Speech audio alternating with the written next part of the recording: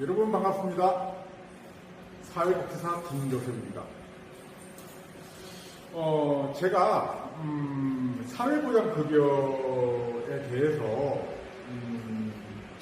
좀 여러분들께 정보 제공 그런 좀 알려드리고자 하는 상황에서 이 자리에 서게 됐습니다.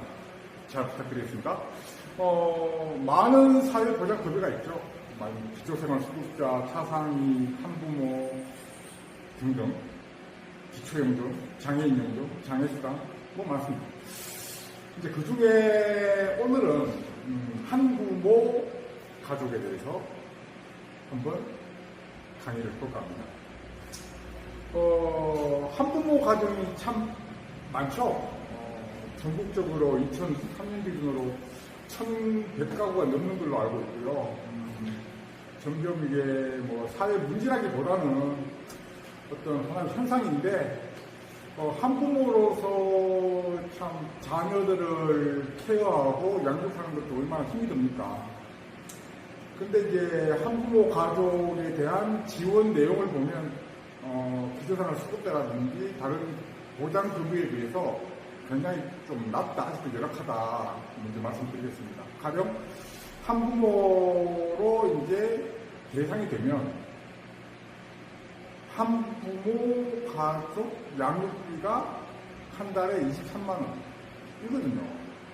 물론 다른 학용품비다 등등 몇 가지가 더 있는데, 주로 현금성은 하루비가 23만원. 2명이면 46만원. 얼마 되지 않잖아요. 그래서 아직도 많이 좀 이런 부분에 대해서 개선하고 보완하고 더 추가적인 어떤 지원 그런 부분들이 좀 필요하다 이런 말씀 드리고 시작했습니다. 한부모 가족, 제가 주의봉을 써가지고요. 빨대 2개를 이렇게 이어가지고 한부모 가족, 부자 가족, 모자 가족, 조선 가족이 있습니다. 하여튼 어쨌든 간에 양부모가 아니라는 거죠. 양부모가 아니에요. 한부모. 그렇죠?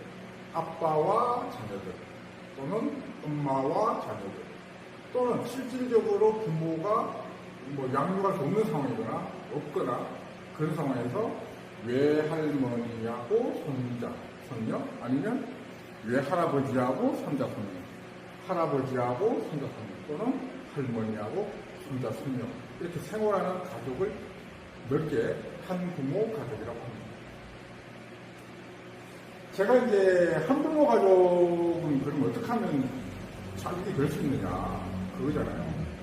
근데 해마다 중위소득이라는 게 있어요. 그 중위소득은 주어진 값이에요. 그 1인 가구부터 2인 가구, 3인 가구, 4인 가구, 5인 가구 가구 원수대로 소득값이 정해져 있단 말이에요. 그래서 한부모는 그 중위소득 표인데요. 1인은 의미가 없겠죠. 1인은 한부모 무조건도 안 되잖아요. 2인부터 볼게요. 2025년 기준 중위소득해서 2인 가구는 393만 2천원. 100단위 이하는 뺐습니다. 그래서 393만 2천원이고, 3인 가구는 502만 5천원. 죄송합니다. 502만 5천원. 4인 가구는 609만 7천원. 5인 가구는 710만 8천원. 6인 가구는 806만 4천원입니다. 이거를 기준으로 해서 63% 이하여야 된다. 일단 소득 기준 자체가 그렇습니다. 그게 63% 이하가 그러면 어떻겠냐? 2인 가구는 247만 7천원 이하여야 된다. 소득이. 3인 가구는 316만 5천원 이하, 4인 가구는 384만 1천원 이하, 5인 가구는 447만 8천원 이하, 6인 가구는 508만원 이하. 오늘은 제가 읍면동사무소 한부모 가족 담당자 입장에서 신청에 관한 부분만 말씀드리고 오늘은 끝내고, 그 다음 단계, 그러면 이제 신청을 해서 동사무소에서, 업사무소에서 또는 면사무소에서 신청을 해서 이 신청서가 어떻게 올라갔는지, 그리고 그 부분에 대해서 어떤 단계로 해서 조사가 이루어지고 결정이 되는지, 또 그 다음 단계에서는 어떻게 보장이 이루어지는 것에 대해서는 다음 시간에 말씀을 드리고, 오늘은 이제 신청을 잘해야 되겠죠. 신청 구비서류 빠지면요, 동사무소 2번 갔다가 왔다 갔다 엄청 힘들거든요. 그래서 제가 제 설명 한번 딱 들으면 한 번 해줘야 된다. 동사무소 2번, 3번 갈 필요 없다. 아시겠죠? 자, 신청 구비서류입니다. 신청은 어디서 받느냐? 업사무소, 면사무소, 동사무소. 그러니까 이제 요즘은 업사무소, 동사무소 안 하죠. 행정복지센터, 아니면 주민센터, 이런 말을 쓰는데, 어쨌든, 면, 동에서 한다. 신청은 관할 주소지, 면, 동에서 한다. 그런 내용이고요. 크게 사회보장급여 신청서가 있어요. 이건 공통소식인데, 이거는 동사무소에 가면 있다. 볼펜 달라고 해서 쓰면 된다. 소득재산신고서, 이것도 공통소식이기 때문에 동사무소 가서 양식을 달라, 그 다음에 볼펜을 달라, 쓰면 된다. 금융정보 등 제공 동의서라는 게 있어요. 그것도 동사무소에 서식이 있고, 이름을 정자로 2번 쓰는 거 있어요.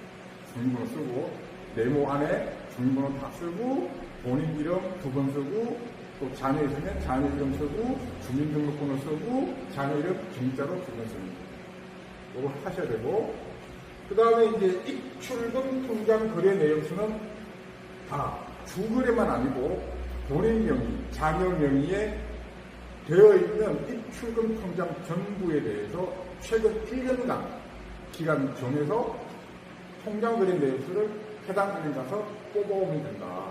미리 준비해야겠죠. 그 다음에 가족관계증명서 상세, 혼인관계증명서 상세. 상세가 뭘까요? 상세 반대는 일반이에요. 가족관계증명서 일반은 주민등록번호 뒤가 나오지가 않아요. 그건 안 된다 이 말이에요. 상세는 뭐다? 다 나온다. 풀로. 그래서 가족관계증명서 상세, 혼인관계증명서 상세 이렇게 준비하시고, 만약에 본인의 집이 이제 월세다 아니면 전세다 그런 경우 있잖아요. 임대차 계약서 갖고 가셔라. 그래서 복사해달라고 하셔라. 제출하시고, 본인이 금융기관으로부터 받은 대출, 부채라 그러죠. 부채에 있으면 해당 금융기관에 가서 부채 증명원을 떼셔라. 이걸 떼야 소득에서 일정 부분 감액이 돼요. 그래서 중요하다 이거 이런 부분이고요. 자동차 등록증은 굳이 제출을 안 해도 되는데, 물론 공적 자료에서 판명이 되지만은 직접 내치는 좋다. 빨리 판단할 수 있다 우리가. 왜냐? 자동차 요건이 있어요. 한부모 가족 같은 경우는 100이랑을 기준하는데 2000cc 미만이면서 자동차 등록증의 최초 출고 일자가 지금으로부터 10년 이상이 돼야 된다. 오래는 차야 된다. 이 요건에 맞지 않으면 자동차 현재 시세가 100% 소득에 반영된다. 그러면 어떻게 된다? 한부모 신청 아무래도 안 된다. 차 요건이 안 맞기 때문에. 이게 팩트입니다.